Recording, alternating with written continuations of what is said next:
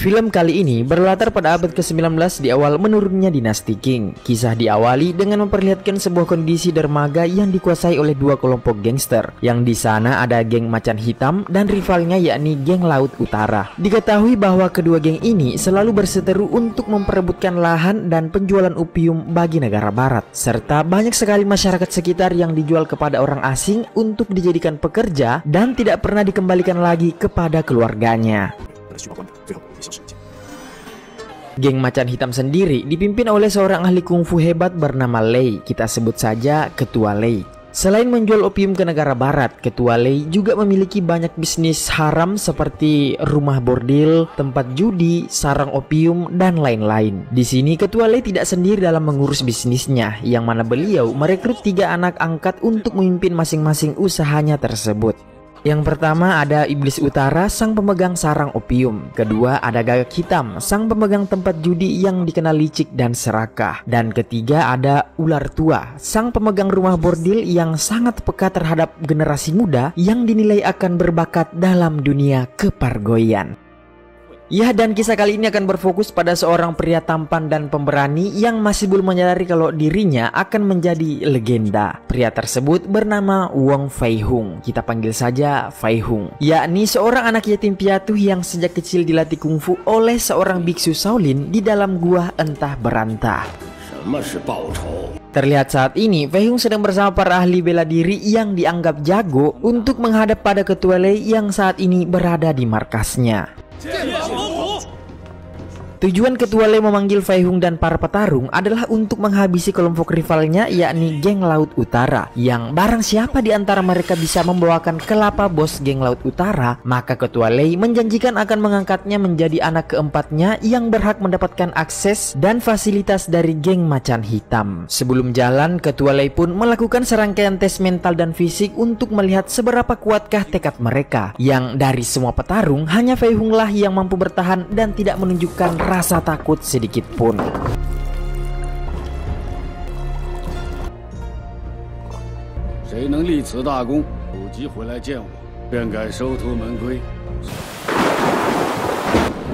Singkat cerita, Fei Hung dan kawan-kawan sudah berangkat menuju markas geng Laut Utara, di mana saat ini Fei Hung menjadi satu-satunya utusan geng Macan Hitam yang masih bertahan dan mampu mengalahkan banyak sekali pengikut geng Laut Utara hanya seorang diri saja.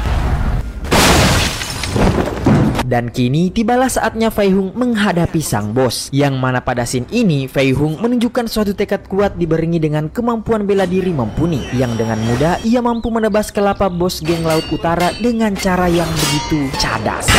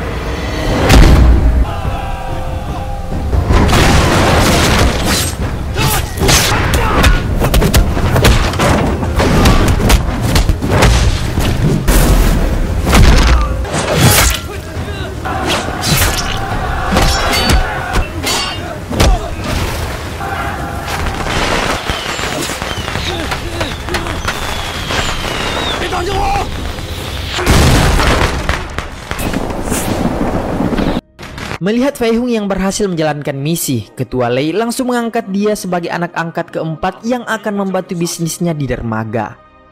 Ketika Fei Hung sedang diobati, dia pun sengaja bertanya kepada si tabib mengenai gudang yang menjadi tempat disimpannya semua uang dan harta milik Ketua Lei hasil dari bisnis geng Macan Hitamnya, di mana lokasinya sendiri sangat rahasia dan terdapat 2 kunci untuk bisa membukanya, yang masing-masing kunci tersebut dipegang oleh 2 anak angkatnya, yakni si Ular Tua dan si Gagak Hitam.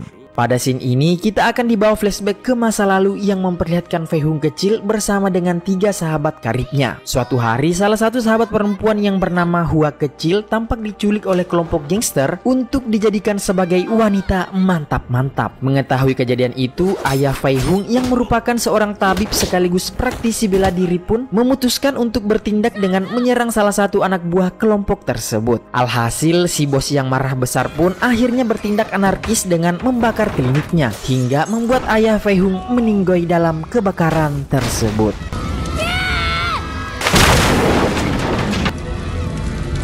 Atas peristiwa itu, Fei Hung dan satu sahabatnya yang bernama Api memutuskan untuk balas dendam. Namun setelah mereka sampai di sana, seluruh kelompok tersebut telah habis dilibas oleh kelompok geng yang tidak lain adalah geng macan hitam di bawah pimpinan ketua Lei. Beruntungnya bersamaan dengan itu muncullah sahabat baik ayah Fei Hung yang langsung membawa mereka berdua ke kuil Shaolin untuk diajari kungfu. Serta yang paling penting, kedua bocil ini dilarang untuk meninggalkan tempat tersebut sebelum mereka paham betul apa sih arti dari balas dendam yang sesungguhnya.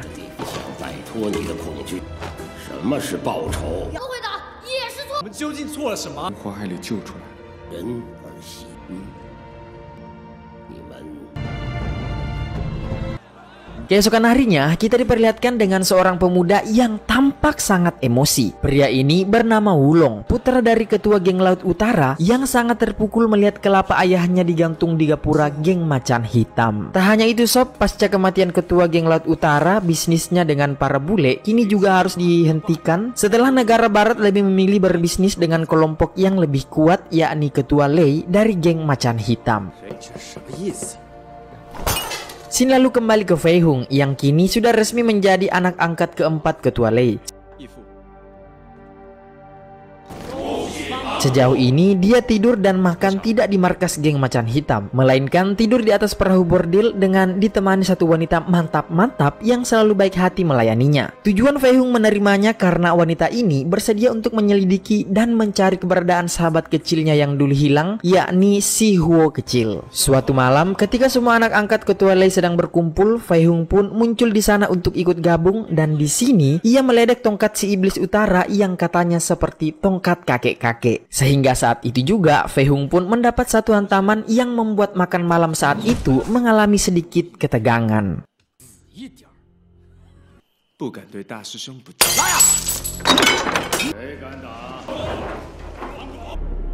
Sementara itu kita akan melihat si Api bersama Chun yang kini memimpin sebuah kelompok bernama geng anak yatim yang para orang tuanya menjadi korban kekejaman dari geng macan hitam. Dari sini terungkap sebuah fakta bahwa Fei Hung sendiri ternyata juga merupakan bagian dari mereka semua. Dan bergabungnya dia dengan geng macan hitam adalah untuk membalas dendam demi bisa menghancurkan semua geng kejam yang ada di kota tersebut. Keesokan harinya, ketua Lei tampak sedang menemui para bule yang meminta lebih banyak pekerja.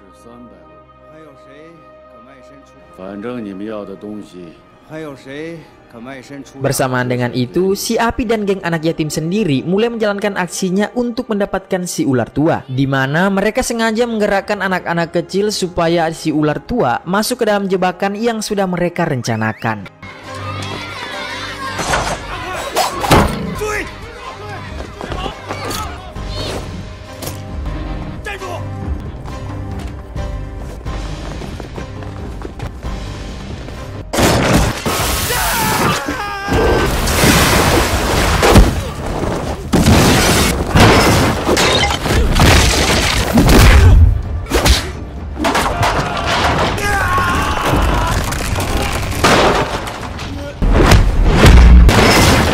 Saat si ular tua sudah keok, Api dan Chun pun lalu menduplikat kunci gudang yang dipegang oleh si ular tua agar bisa dibuat replikanya sehingga ketua Lei tidak akan merasa curiga tentang tujuan mereka yang sebenarnya.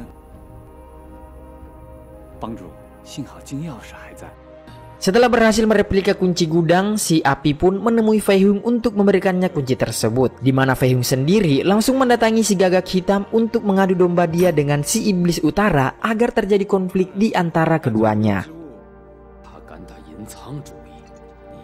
Alhasil, Fei Hung pun diajak si Gagak Hitam menuju gudang uangnya untuk membuktikan kebenaran kunci tersebut sekaligus semua yang dikatakannya. Yang setelah berhasil, otomatis Fei Hung akhirnya tahu di mana letak gudang uang itu berada. Tanpa membuang-buang waktu, Fei Hung segera memberitahukan lokasi gudang itu kepada si Api dan Chun agar mereka secepatnya melakukan pencurian sesuai rencana.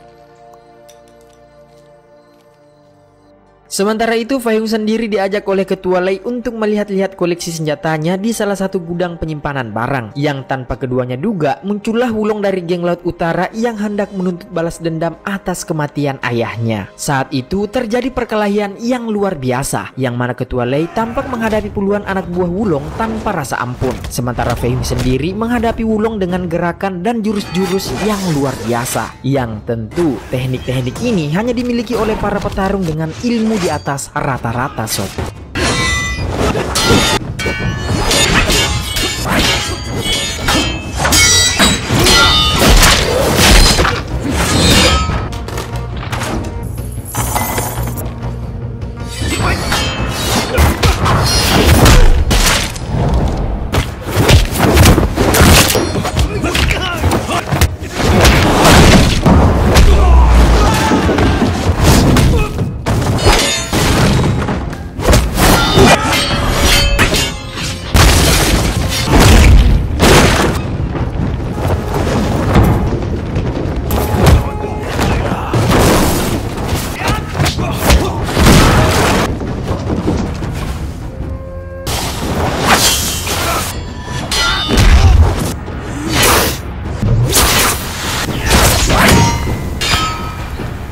Dan ya, pada akhirnya Wulong harus mengakui kehebatan Fei Hung yang tidak sebanding dengannya. Dimana saat itu terjadi sedikit momen mengenaskan ketika Fei Hung yang sudah merasa kasihan terhadap Wulong dan menolak untuk menghabisinya. Akan tetapi Ketua Lei dengan sengaja menendang pedangnya hingga membuat Wulong langsung keok seketika.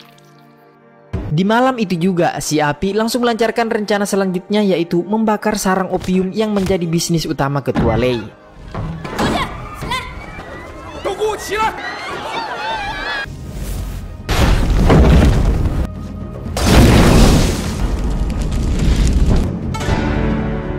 Namun sayang, pada aksinya malam itu si Api harus menghadapi sebuah kendala besar yang mana dirinya tampak telah terkepung dari berbagai sisi oleh anggota geng Macan Hitam.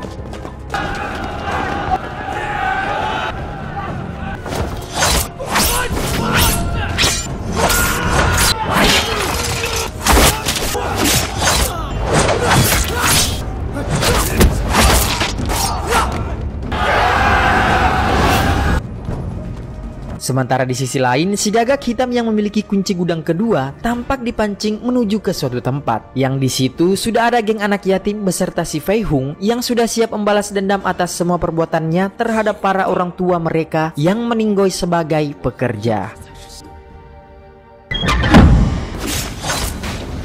Setelah dua kunci sudah didapatkan, Chun dan kawan-kawan langsung membuka gudang uang dan mengambil semua perak yang ada di sana untuk dibagikan kepada masyarakat yang membutuhkan. Mengetahui hal tersebut, Ketua Lei benar-benar tampak begitu murka, dan yang tak diduga di sini ternyata si Api berhasil tertangkap. Sehingga dengan itu Ketua Lei langsung meminta sebuah gunting dan memerintahkan Fei Hung untuk menghabisi sahabat baiknya sendiri. Akan tetapi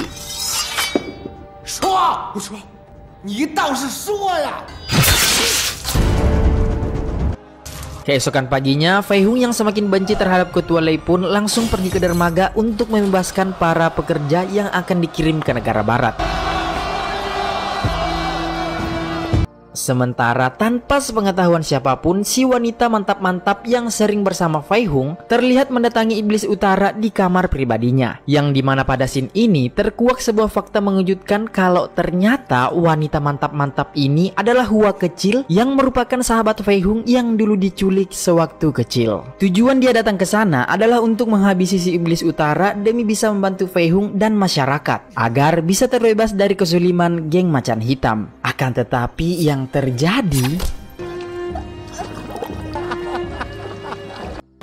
beruntung si Iblis Utara berhasil dihabisi oleh Chun.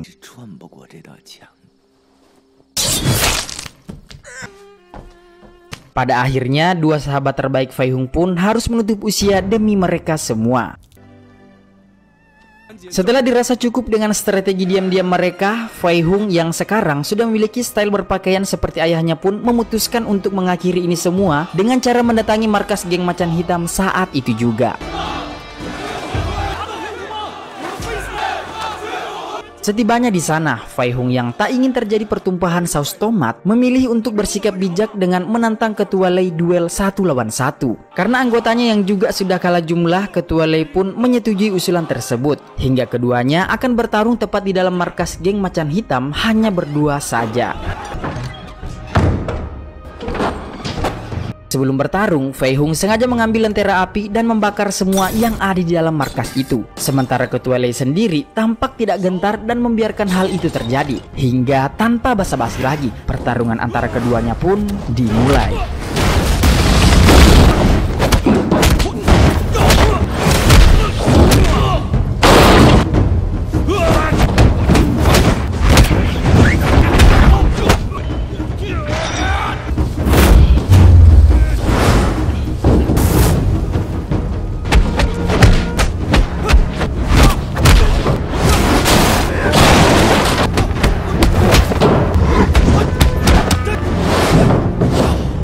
Meski api semakin membesar dan suhu di dalam semakin panas, keduanya tetap melanjutkan pertarungan.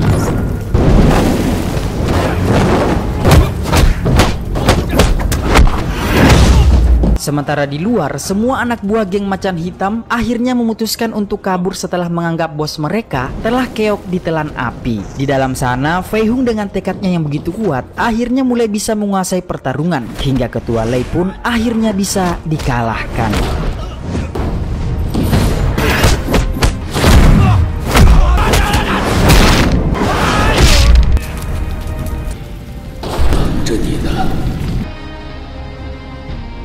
Setelah semua selesai dan rakyat hidup damai tanpa adanya geng-geng yang meresahkan, Fei Hung pun mendirikan balai kesehatan untuk melanjutkan perjuangan mendiang ayahnya yang merupakan seorang tabib. Dan dari sini jugalah awal muawal bagaimana seorang legenda lahir, yakni Wong Fei Hung, si tendangan tanpa bayangan. Tamat ending yang membahagiakan.